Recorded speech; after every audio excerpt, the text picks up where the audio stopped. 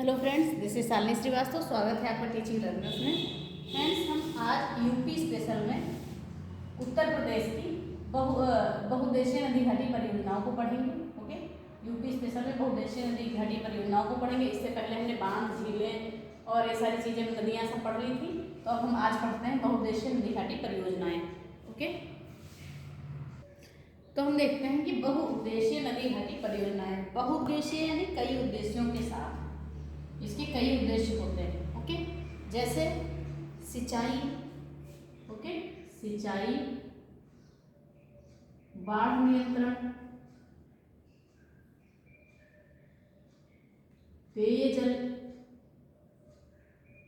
Okay, ये सारे इसके क्या है उद्देश्य। बहुउद्देश्य यानी कई उद्देश्यों से पूर्ण।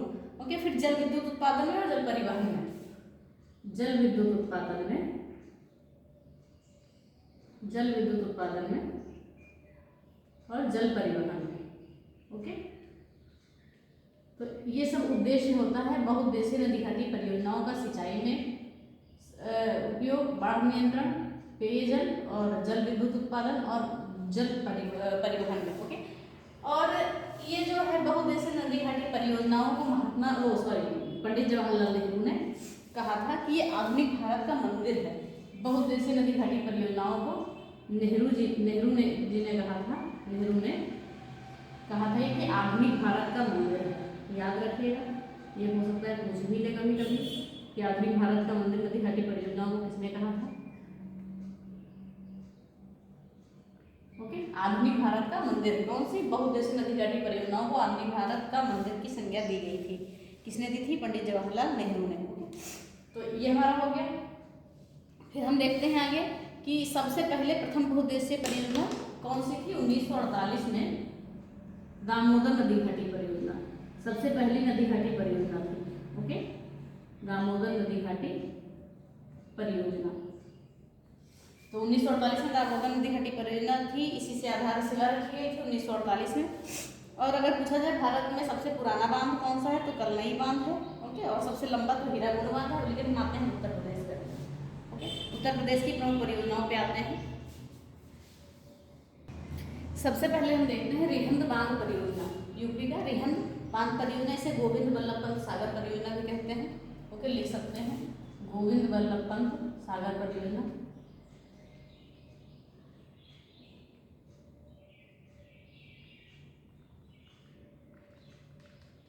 ओके, फिर देखते हैं हम ये किस नदी पर बना हुआ है। तो ये सोनभद्र में रिहंद नदी पर बना हुआ है। कहाँ पर? सोनभद्र में रिहंद नदी पर। याद रखिएगा, सोनभद्र में रिहंद नदी पर बना हुआ है। कौन सा? रिहंद बांध परियोजना, सोनभद्र में रिहंद नदी पर। ओके, तो ये जो है सोनभद्र में रिहंद नदी पर बना। इसकी आधारशिला 13 जुलाई 1954 को रखा गया था। इसकी आधारशिला 13 जुलाई 1954 को रखी गई थी। ओके, फिर आता है, हम देखते हैं इससे लाभान्वित जिले कौन कौन से हैं। तो सोनभद्र, मिर्जापुर, आगरा, वाराणसी। सोनभद्र, मिर्जापुर, आगरा, वाराणसी। ओके, इसमें ज़्यादा कुछ पढ़ने की जरूरत नहीं है, बस लाभान्वित जिले और किस नदी पर है, कहाँ है बांध, बस यही इंपॉर्टेंट है। तो रिहंद बांध परियोजना सोनभद्र नदी सोनभद्र में रिहंद नदी पर। लाभान्वित जिले हैं सोनभद्र, मिर्जापुर, आगरा, वाराणसी। फिर अगला आता है माता टीला बहुउद्देशीय परियोजना। ये जो माता टीला बहुउद्देशीय परियोजना है, ये बेतवा नदी पर है, ललितपुर में। बेतवा नदी पर, ललितपुर में। याद रखिएगा, ललितपुर में। ओके, बेतवा नदी पर, ललितपुर में। इससे लाभान्वित जिले हैं झांसी, जालौन और हमीरपुर। झांसी, जालौन और हमीरपुर। ओके, फिर हम देखते हैं झांसी, जालौन, हमीरपुर लाभान्वित जिले। बेतवा नदी पर है, कहाँ बना है? ललितपुर में, माता टीला बहुउद्देशीय परियोजना। फिर यहाँ से दो नहर निकलती हैं, दो नहर निकलती हैं, गुरसराय और मंगन। माता टीला बहुउद्देशीय परियोजना से दो नहरें निकलती हैं, गुरसराय और मंगन। कभी कभी पूछ लेता है, याद रखिएगा। तो ये हो गया हमारा रिहंद बांध परियोजना और माता टीला बहुउद्देशीय परियोजना है। रिहंद बांध परियोजना सोनभद्र में रिहंद नदी पर और माता टीला परियोजना बेतवा नदी पर, ललितपुर में। हम आगे देखते हैं आगे की परियोजनाएं। आइए देखते हैं आगे शारदा नहर परियोजना। ओके, ये शारदा नहर परियोजना शारदा नदी पर पीलीभीत बनवासा में है। ओके, शारदा नदी पर पीलीभीत बनवासा में।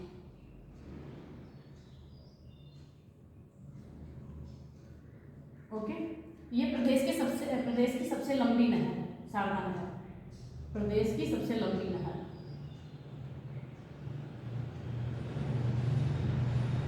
प्रदेश की सबसे लंबी नहर। ओके, तो शारदा नहर परियोजना शारदा नदी पर पीलीभीत बनवासा में प्रदेश की सबसे लंबी नहर है। ओके, फिर इसे लाभान्वित जिले हम बोल रहे हैं, बहुत ज़्यादा जिले हैं, पीलीभीत, बरेली, शाहजहांपुर, हरदोई, सीतापुर, बाराबंकी, लखनऊ, उन्नाव, रायबरेली, सुल्तानपुर, प्रतापगढ़, इलाहाबाद और जौनपुर। ठीक है, ये सारे लाभान्वित जिले हैं। इस नहर पर जो है खटीमा जल विद्युत केंद्र स्थित है। इस नहर पर कौन सा है? खटीमा जल विद्युत केंद्र। ये याद रखिएगा कि खटीमा जल विद्युत केंद्र किस नदी पर है, तो बता सकते हैं कि अब शारदा नहर परियोजना पर शारदा नदी के किनारे खटीमा जल विद्युत केंद्र इसी परियोजना पर है। ओके, याद रखिएगा, इंपॉर्टेंट है। फिर आता है राजघाट बांध एवं नहर परियोजना। ओके, ये यूपी और एमपी की संयुक्त परियोजना है, यूपी प्लस एमपी की संयुक्त परियोजना है। ओके, और ये ललितपुर में बेतवा नदी पर। ओके, हमारे यहाँ ललितपुर में बेतवा नदी पर पड़ती है, ललितपुर में बेतवा नदी पर। ओके, बेतवा नदी पर। और इससे जो लाभान्वित जिले हैं वो हमीरपुर, ललितपुर, झांसी और जालौन है। लाभान्वित जिले हमीरपुर, ललितपुर, झांसी और जालौन। ओके, तो हमारी क्या शारदा नहर परियोजना और राजघाट बांध परियोजना हो गई। ये यूपीएमपी की संयुक्त परियोजना है, ललितपुर बेतवा नदी पर बनी हुई है। और लाभान्वित जिले हैं हमीरपुर, ललितपुर, झांसी और जालौन। फिर आता है पूर्वी यमुना नहर। ओके, पूर्वी यमुना नहर ये फैजाबाद सहारनपुर में पड़ती है, यमुना नदी के बाएं से निकलती है। ओके, ये कहाँ पड़ती है? सॉरी, फैजाबाद के सहारनपुर नहीं, फैजाबाद में। ओके, फैजाबाद ये यमुना नदी के बाएं से निकलती है, यमुना के बाएं से। ओके, पूर्वी यमुना नहर फैजाबाद में यमुना के बाएं से निकलती है। और ये प्रदेश की सबसे पुरानी नहर है। सबसे पुरानी नहर किसकी? यूपी की, यानी कि प्रदेश की सबसे पुरानी नहर, सबसे पुरानी नहर। इसे जो है शाहजहां ने खुदवाया था, शाहजहां ने खुदवाया था। ओके, पूरी यमुना नहर यमुना के बाएं से यूपी की सबसे पुरानी नहर, शाहजहां ने खुदवाया था इसको। फिर आगे का कार्य जो है अंग्रेजों ने किया था। फिर आगे आती है रामगंगा परियोजना। ये बिजनौर रामगंगा नदी पर है, बिजनौर रामगंगा नदी पर बनी हुई है, बिजनौर में रामगंगा नदी पर, रामगंगा नदी पर।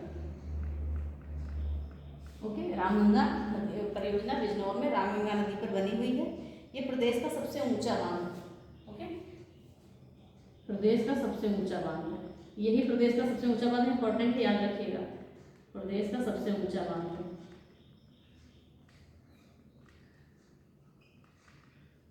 ओके, एक टिहरी बांध को बोलते थे लेकिन वो नहीं है, ये है प्रदेश का सबसे ऊंचा बांध। कौन सा है? रामगंगा, ये परियोजना पर बना हुआ जो बांध है। फिर आता है ऊपरी गंगा नहर परियोजना। ये गंगा नदी के दाहिने साइड से निकलती है, हरिद्वार से, गंगा के दाहिने साइड से, गंगा के दाहिने साइड से हरिद्वार में। ओके, जो ऊपरी गंगा नहर परियोजना गंगा नदी के दाहिने साइड से हरिद्वार में निकलती है। ओके, और ये आगरा में और आगरा में जो नहर है और निचली गंगा नहर है, इसको भी जल आपूर्ति करती है। आगरा में जो नहर है, निचली गंगा वाली जो नहर है, वहाँ भी जल आपूर्ति करती है। ओके, तो ये हो गया हमारा इतना पूर्वी यमुना नहर, यमुना के बाएं से यूपी की सबसे पुरानी नहर है, शाहजहां ने खुदवाया था। फिर आता है रामगंगा परियोजना, बिजनौर रामगंगा नदी पर बनी हुई है, प्रदेश का सबसे ऊंचा बांध है, रामगंगा पर बना हुआ है।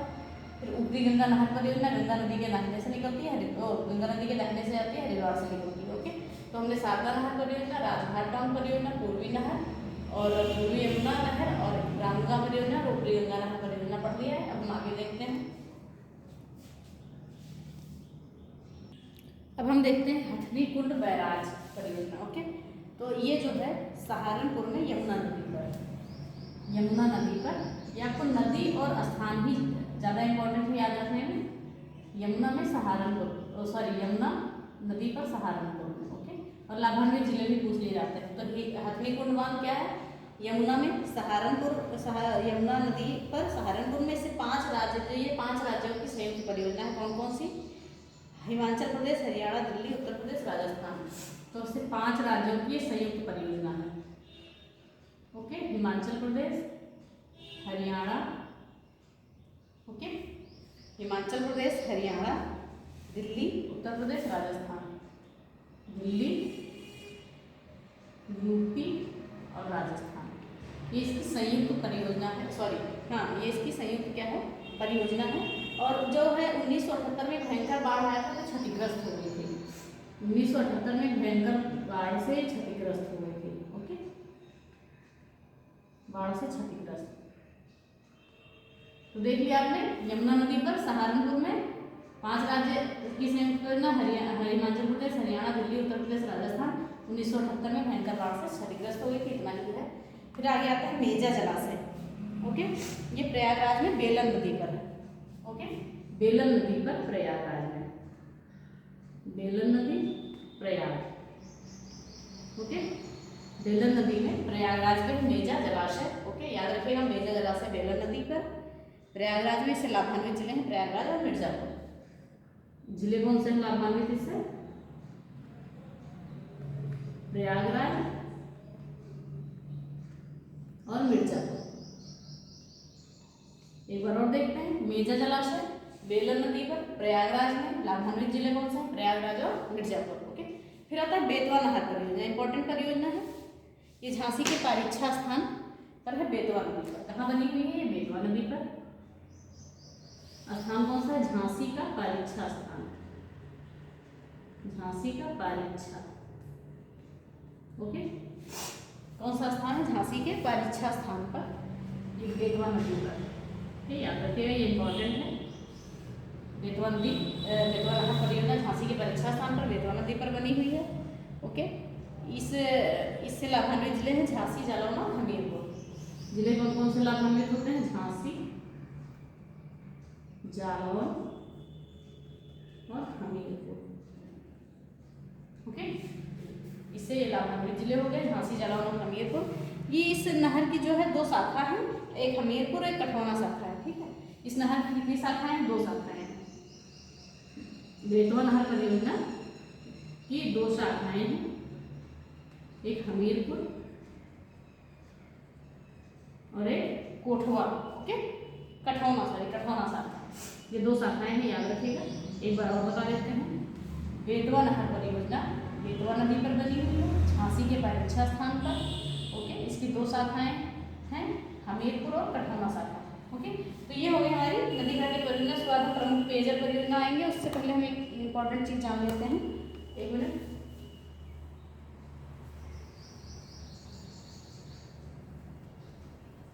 ओके, तो जो यूपी में पहला तैरता सौर ऊर्जा संयंत्र बांध है वो रिहंद बांध पर बना है।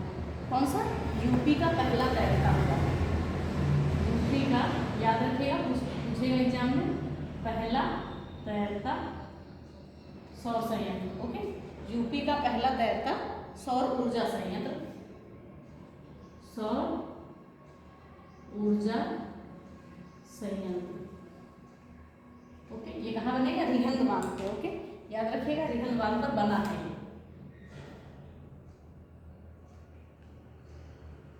इंपॉर्टेंट है, यूपी का पहला तैरता सौर ऊर्जा संयंत्र रिहंद बांध पर बना है, याद रखिएगा। फिर आगे देखिए, जो रिहंद बांध पर देश का सबसे बड़ा और उत्तर प्रदेश का पहला तैरता हुआ सोलर प्लांट तैयार हो रहा है। कहाँ पर? रिहंद बांध पर, रिहंद बांध पर। ओके, यूपी का रिहंद बांध पर देश का सबसे बड़ा और उत्तर प्रदेश का पहला। कौन सा? यूपी रिहंद बांध पर देश का सबसे बड़ा और यूपी का पहला क्या तैयार हुआ, तैरता हुआ सोलर प्लांट तैयार हो रहा है। तैरता हुआ सोलर प्लांट तैयार हो रहा है। तैरता हुआ सोलर प्लांट। ओके, याद रखिएगा। यूपी का पहला तैरता सौर ऊर्जा संयंत्र रेहन बांध पर है, बना हुआ है। और फिर जो बनने वाला है रेहन बांध पर, देश का सबसे बड़ा, उत्तर प्रदेश का पहला तैरता हुआ सोलर प्लांट। तैरता हुआ सोलर प्लांट बनने वाला है। ओके, ये इंपॉर्टेंट है, पूछ सकता है। फिर आगे आता है प्रमुख पेयजल परियोजनाएं। ओके, प्रमुख पेयजल परियोजना तो पहले है गंगा जल परियोजना। इसकी आपूर्ति कहाँ कहाँ होती है, इससे ये वैसे ये परियोजना है दिल्ली में, नोएडा के समीप, प्रताप विहार में। ओके, कहाँ पे है, दिल्ली में, नोएडा के समीप।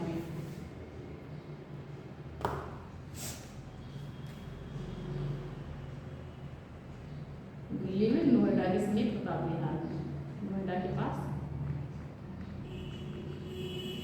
प्रताप विहार में। ओके, अब इसे देखते हैं यहाँ आपूर्ति कहाँ कौन कौन से जिलों में होती है, लाभान्वित जिले कौन कौन से हैं।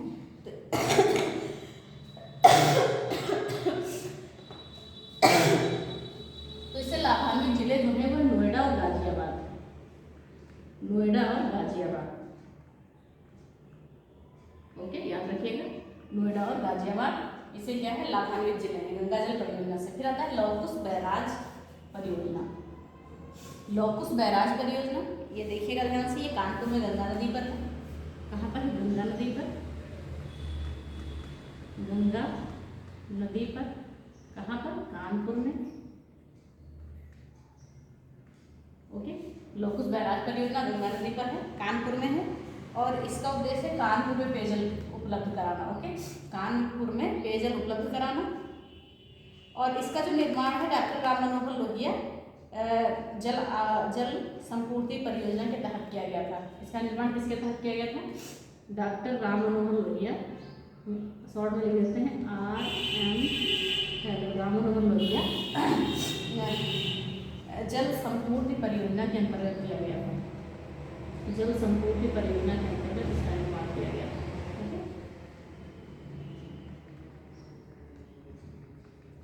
तो लौकुश बैराज परियोजना गंगा नदी पर है, कानपुर में। इसका उद्देश्य क्या है, कानपुर में जलापूर्ति करना। ये डॉक्टर राम मनोहर लोहिया जल संपूर्ति परियोजना के अंतर्गत इसको बनाया गया है। तो ये कुछ हमारे लिए, फिर हम आगे थोड़ा और देख लेते हैं। ओके, अब हम सबसे लास्ट में देखते हैं आगरा बैराज परियोजना। ये यमुना नदी पर है, आगरा में। इसका उद्देश्य है आगरा में जलापूर्ति करना। आगरा बैराज परियोजना यमुना नदी पर, आगरा में। ओके, फिर गोकुल बैराज परियोजना यमुना नदी पर, कहाँ है, मथुरा में।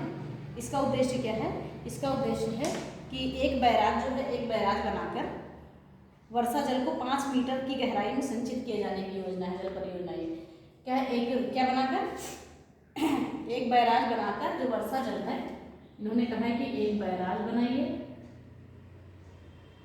बैराज बनाकर जो वर्षा जल है इसको 5 मीटर की गहराई तक संचित करिए। ओके, 5 मीटर गहराई तक में सिंचित किए जाने की योजना की है। फिर अब देखिए कुछ इंपॉर्टेंट फैक्ट है। आगरा बैराज परियोजना गोकुल हमने देख लिया। फिर देखते हैं कुछ इंपॉर्टेंट फैक्ट है जो पूछे जाते हैं। प्रदेश में सिंचाई के लिए प्रथम कार्यालय कहाँ बनाया गया था, सहारनपुर में 1823 में। ओके, सहारनपुर 1823 में, याद रखिएगा। प्रदेश में सिंचाई के लिए प्रथम कार्यालय सहारनपुर में। प्रदेश की प्रथम नहर कौन सी है, यमुना नहर, 1830 में बनी थी। यमुना नहर 1830 में बनी थी। फिर आता है 1977-78 में एक निर्माणाधीन सरयू नहर जो परियोजना थी, इसे 2012 में, ओके, 2012 में राष्ट्रीय परियोजना घोषित किया गया था। सरयू जो परियोजना है इसको 2012 में राष्ट्रीय परियोजना घोषित किया गया था। ओके, फिर देखते हैं प्रदेश में जो सबसे ज़्यादा सिंचाई होती है किसके द्वारा होती है, नलकूपों द्वारा होती है, 70.8%। ओके, फिर उसके बाद किसके द्वारा होती है, नहर के द्वारा होती है, 17.2%। फिर उसके बाद तालाब और कुओं के द्वारा होती है 11.5%। ओके, तो सीक्वेंस लगाने को आता है कि सबसे ज़्यादा सिंचाई किससे होती है। ओके, तो ये है। तो नलकूपों द्वारा 70.8%, नहर द्वारा 17.2% और तालाब कुओं द्वारा 11.5% सिंचाई होती है प्रदेश में। फिर जब प्रदेश की सबसे लंबी नहर है ये रायबरेली में है और सबसे छोटी नहर अमरोहा में है। तो ये हमारा उत्तर प्रदेश की बहुउद्देशीय नदी घाटी परियोजनाएं समाप्त हो गई।